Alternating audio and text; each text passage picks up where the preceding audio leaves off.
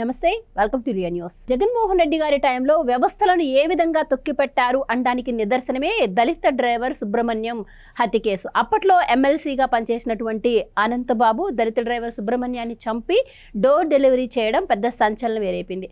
అయితే ఇప్పటి వరకు కూడా మరి ఆ ఎమ్మెల్సీ అనంతబాబుకి శిక్ష పడినటువంటి పరిస్థితి. అయితే ఈ కేసులో ఒక్క ఎమ్మెల్సీ అనంతబాబే కాదు, చాలా మంది ప్రమేయం ఉందని సుబ్రహ్మణ్యం తల్లిదండ్రులు మొరపెట్టుకున్నా కూడా పోలీసులు పట్టించుకోని పరిస్థితి. సో ఈ కేసును మళ్ళీ ఇప్పుడు రీఓపెన్ చేయడం, దీనికోసం ప్రత్యేక న్యాయమూర్తిని కూడా నియమించడం, ఇవన్నీ జరగడంతో ఈ కేసులో కొంచెం కదలిక కూడా వచ్చింది. మరి ఎమ్మెల్సీ అనంతబాబుతో పాటు ఇంకెంతమంది ప్రమేయం దీంట్లో ఉండే అవకాశం ఉంది, మరి అప్పట్లో పోలీసు వ్యవస్థ కావచ్చు, మిగతా వ్యవస్థలు కావచ్చు ఏ విధంగా పనిచేశాయి అని కూడా ఈరోజు తెలుసుకునే ప్రయత్నం చేద్దాం. మనతో పాటు ఉన్నారు సీనియర్ పొలిటికల్ అనలిస్ట్ అంకంరావు గారు.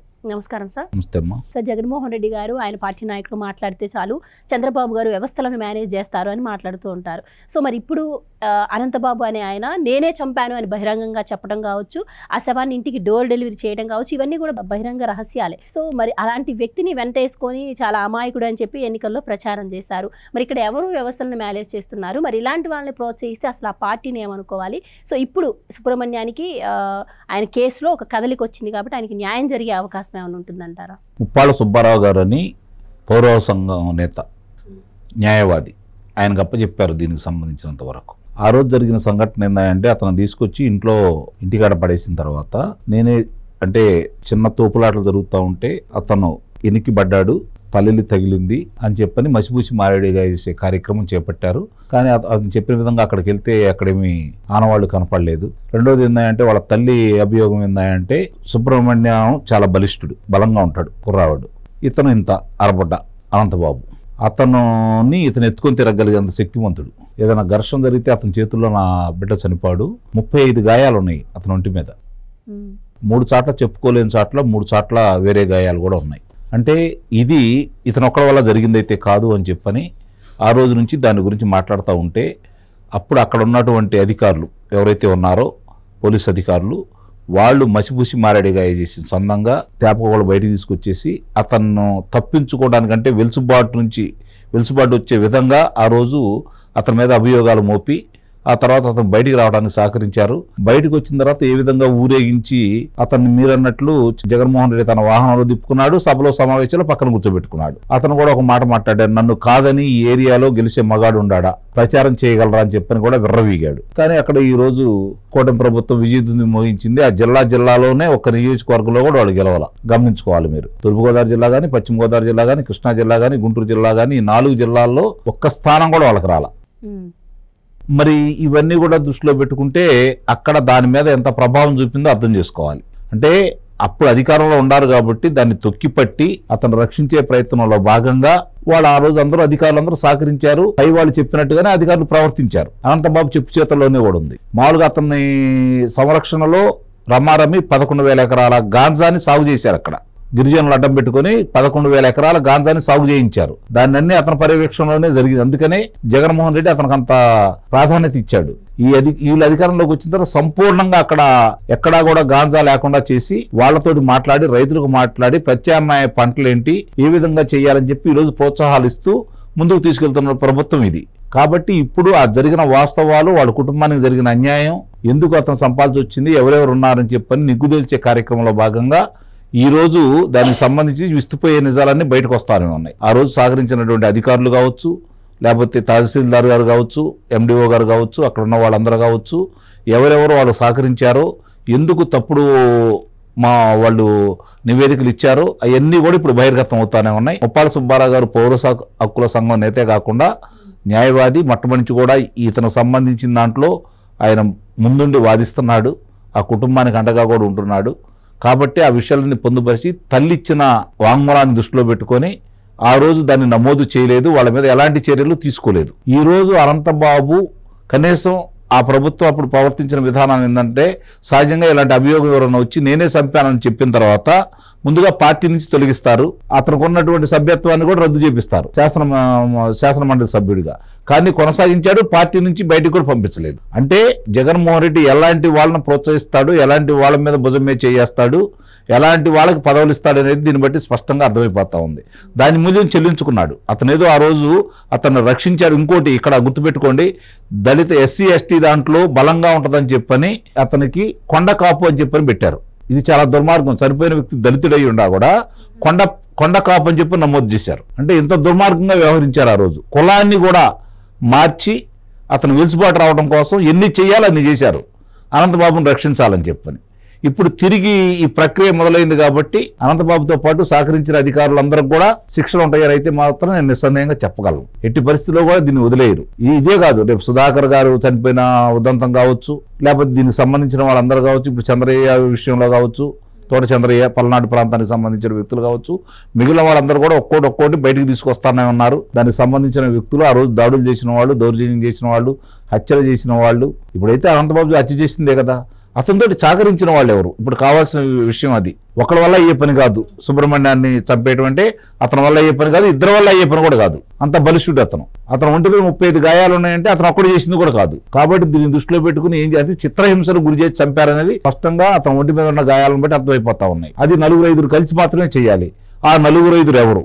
అంతకు ముందు రోజు అతను వీళ్ళందరికీ కూడా పిలిచి ఓ సమావేశం ఏర్పాటు చేసుకున్న వాళ్ళు, ముఖ్యమైన వాళ్ళందరూ కూడా పిలిచి సమావేశం ఏర్పాటు చేసుకొని అక్కడ గానా బజానా చేశారనే విషయం కూడా బయటకు వస్తూ ఉంది ఇప్పుడు. కాబట్టి ఆ రోజు పాలు పంచుకున్న వాళ్ళు ఎవరు, వాళ్లే చేశారా లేకపోతే ఇంకా వేరే వాళ్ళు ఎవరితోటి చేయించాడా, ఇవన్నీ కూడా రేపు ఈ విచారణలో మొత్తం బయటకు వస్తాయి. ఏది దాగేది కాదు. ఇప్పుడు ఈ సాంకేతిక పరిజ్ఞానం ఎలా అందుబాటులోకి వచ్చేసి ఈ మద్యం కుంభకోణాలు బయటికి తీసుకొచ్చారో 22లో జరిగింది కాబట్టి ఇంకా తొందరగా బయటకు తీసుకొస్తారని అయితే నేనైతే భావిస్తున్నాను. అంటే జగన్మోహన్ రెడ్డి గారు ఓట్ల టైం వచ్చేసరికి నా ఎస్టీ, నా బీసీ, నా మైనారిటీ, నా ఎస్సీ అని మాట్లాడుతూ ఉంటారు.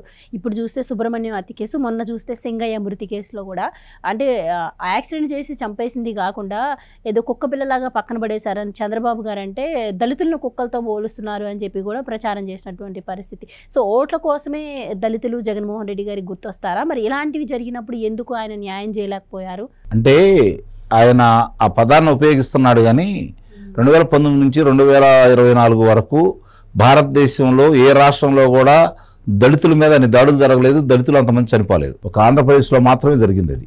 అంటే అతనికి ఎంత ప్రేమ ఉందో కూడా అర్థం చేసుకోవచ్చు. దళితులకు సంబంధించి 27 పథకాలను రద్దు చేశాడు. దళితులకి ఆ రోజు వాహనాలు అందజేశారు చంద్రబాబు నాయుడు గారు, ఇన్నోవా వాహనాలు అందజేశారు, దాన్ని రద్దు చేసేసాడు. దళితుల పిల్లలు వాళ్ళ యొక్క ప్రతిభను దృష్టిలో పెట్టుకొని బెస్ట్ అవైలబుల్ స్కూల్స్ అని చెప్పని ఏర్పాటు చేసి 6వ తరగతి నుంచి 10వ తరగతి వరకు చదువుకునే అవకాశం కలగజేసినటువంటి బెస్ట్ అవైలబుల్ స్కూల్ని తీసేశాడు ఆ పథకాన్ని. ఆ తర్వాత విదేశాలకి వెళ్ళే విద్యా కానుక ద్వారా అంబేద్కర్ గారి పేరు పెడితే, విదేశీ విద్యా కానుకను పేరు పెడితే అది తీసేసి 4 సంవత్సరాలు కూడా చివరి సంవత్సరం అతని పేరు మీద పెట్టుకున్నాడు. అట్లాగే 11,000 ఎకరాల పైన దళితులకు ఇచ్చిన భూమిని ఇతను లాక్కున్నాడు. అలాగే క్రైస్తవ సంఘాలకు సంబంధించి వాళ్ళకున్నటువంటి విద్యాలయాలకు సంబంధించినటువంటి ఆస్తులను కూడా ఇతను వాళ్ళ మనుషులు లాక్కున్న సందర్భాలు, అవి స్వాధీనం చేసుకోవడానికి ప్రయత్నించింది కూడా వాళ్ళు దృష్టిలో పెట్టుకున్నారు. కాబట్టి పోయినసారి 2024 ఎన్నికల్లో దళితులు వాళ్ళకి మొట్టమొదటి కాంగ్రెస్ పార్టీకి, ఆ తర్వాత వైఎస్ఆర్సీపీ పార్టీకి అనుబంధంగా వస్తున్న వాళ్ళు, సాంప్రదాయంగా వస్తున్న వాళ్ళు చాలామంది 10% పైన ఆ ప్రభుత్వానికి వ్యతిరేకంగా ఓట్లేశారనే విషయాన్ని కూడా మర్చిపోవద్దు. అంటే వాళ్ళకి జరిగిన అన్యాయం ఇప్పుడు కానీ వాళ్ళకి అర్థం కావట్లేదు. ఇది విపులంగా వాళ్ళకి అర్థమయ్యే రీతిలో నేను మొట్టమొదటి మొత్తుకుంటుందో కూడా అదే. ఈ పార్టీ అధికారంలోకి వచ్చిన తర్వాత నేను పలు సందర్భాల్లో పలు ప్రసార మాధ్యమాల్లో కూడా ఇవ్వడం కూడా జరిగింది. ఎవరైతే దళిత సంఘాల వాళ్ళు ఇటు వాళ్ళ కొమ్ము కాస్తున్నారు, దళితుల తరపున పోరాటం లేదు, తెలుగుదేశం పార్టీకి అనుకూలం అవుతుంది అన్న దృష్టితోటి వాళ్ళు ఆ పార్టీకి మొట్టమొదటి అమ్ముడుపోయి ఉన్నారు. కాబట్టి వాళ్ళు దీని గురించి స్పందించట్లేదు. మీ శాసనసభ్యులు, మీ నాయకులు, ఆ కార్యకర్తల ద్వారా ఆ గ్రామంలో ఆ దళితులకు ఏం చేశారు తెలుగుదేశం ప్రభుత్వం, ఎంత అన్యాయం చేశారు వైఎస్ఆర్సీపీ ప్రభుత్వం, విడమర్చి చెప్పే బాధ్యత తీసుకోండి అని చెప్పని నేను పదే మొత్తుకుంటున్న కారణం కూడా అది. ఇప్పటికైనా ఈ కూటమి ప్రభుత్వం మేల్కొని వాళ్ళకి ఇప్పుడు వాళ్ళ దగ్గర గణాంకాలన్నీ ఉంటాయి కదా, ఏ దళితులకి పథకాలు అందని, ఏ దళితులు విదేశాలకు వెళ్ళి చదువుకున్నాడు, ఏ దళితులకి వాహనాలు ఇచ్చాము, లేకపోతే వాళ్ళు వాళ్ళ వృత్తికి సంబంధించిన దానికి ప్రోత్సాహాలు ఇచ్చి దానికి బ్యాంకుల ద్వారా రుణాలు ఇప్పించాము, ఏ దళిత వాడల్లో సిమెంట్ రోడ్లు వేసాము, ఇవన్నీ కూడా వివరించి చెప్పాల్సిన బాధ్యత ఇప్పుడు నుంచి ఉంది. ఇంకా 3 సంవత్సరాల చిల్లర ఎన్నికల సమయం ఉంది. కాబట్టి దీని గురించి ప్రజల్లో చెబితే వాళ్ళకి విడమర్చి వాళ్ళ దగ్గర కూర్చొని సమావేశం ఏర్పాటు చేసేసి మీ గ్రామం మీ పల్లెకి ఇది గతంలో ఇది జరిగినాయి, ఇది తెలుగుదేశం ప్రభుత్వం హయాంలోనే జరిగినాయి, లేదంటే మీ దళిత వాడల్లో ఉన్నటువంటి ఈ భూమిని వైఎస్ఆర్సీపీ పార్టీ వాళ్ళు ఈ విధంగా స్వాధీనం చేసుకున్నారు, దాన్ని మేము ఇట్లా విడిపిస్తున్నాం, విడమర్చి చెప్పి వాళ్ళ చేత నలుగురు వాళ్ళందరూ కూర్చున్నప్పుడు గనక విడమర్చి చెప్తే ఆ ప్రభావం వాళ్ళకి కనపడింది. యువత యువకుల్లో ఉంది, కానీ సాంప్రదాయ ఓటర్లో కూడా ఇంకా లేదు. అది అర్థమయ్యే రీతిలో అందరికి అర్థమయ్యే రీతిలో చెప్పగలగాలి. ఎందుకు మేము పని చేస్తున్నాం వాళ్ళే తెలుసుకుంటారంటే తెలుసుకోరాళ్ళు. వాళ్ళు ఒక మాయలో ఉన్నారు, ఒక మబ్బులో ఉన్నారు. దానిలో నుంచి బయటపడాల్సిన బాధ్యత మీ మీదే ఉంది. ఇప్పుడు ఏదైతే గంజా సాగుని ఆపేశారో అట్లానే ఈ విషయాలన్నీ కూడా వాళ్ళు విడమర్చి చెప్తే ఈ మహమ్మారి మద్యం మహమ్మారి విషయంలో కూడా వాళ్ళకి కొంచెం అందుబాటులో లేకుండా చేయగలిగితే, దానివల్ల జరిగే విపత్తులు ఏంటో వాళ్ళకి చెప్పగలిగితే, వాళ్ళ ముందుగా మనుషులుగా మార్చగలిగితే మీరు నిస్సందేహంగా కూడా ఏదంటే ఈ బానిస అయిన వాళ్ళ గురించి నేను చెప్తున్నాను, వాళ్ళని మనుషులుగా మార్చగలిగితే నిస్సందేహంగా కూడా మంచి ఫలితాలు వస్తాయి. వాళ్ళు అలానే మబ్బులో ఉండి అదే మాయలో కనుక వాళ్ళు ఉంటే ఇంకా అతని భ్రమలోనే ఉంటారు. విడమర్చి చెప్పగలగాలి ఈ కూటమి ప్రభుత్వం. నిస్సందేహంగా అది ఇలా బాధ్యత. ఎందుకంటే ఆంధ్ర రాష్ట్ర భవిష్యత్తుకి ఈ ప్రభుత్వం అనేది కొనసాగడం అనేది చాలా ఆవశ్యకత. కాబట్టి దాన్ని దృష్టిలో పెట్టుకొని ప్రజలు తెలుసుకుంటారులే, మనం ఇన్ని మంచి పనులు చేస్తున్నాం కదా, లేకపోతే ఈ పథకాలు వస్తున్నాయి కదా, లేదంటే ఈ పరిశ్రమలు తీసుకొస్తున్నాం కదా అని ఆలోచిస్తే సరిపోదు. వివరాలు కూడా వాళ్ళకి చెప్పాల్సిన బాధ్యత ఏదైతే ఉంది అదే చంద్రబాబు నాయుడు గారు చెప్పమని చెబుతున్నాడు. ఎంతవరకు సక్రమంగా నిర్వహిస్తున్నారో కూడా పర్యవేక్షణ చేయాలి. అది అందుబాటులో ఉన్నదాన్ని అక్కడ వాళ్ళు ఎవరితో ఏం మాట్లాడుతున్నారు, ఏం సమావేశాలు ఏర్పాటు చేసుకున్నారు, వీడియోల ద్వారా తెప్పించుకొని దాన్ని పర్యవేక్షణ చేస్తే తప్ప, ఇది విపులంగా వాళ్ళకి చెప్తే తప్ప వాళ్ళలో మార్పు రాదని అయితే నేను భావిస్తున్నాను. Thank you so much. Please subscribe to Leo news for more videos.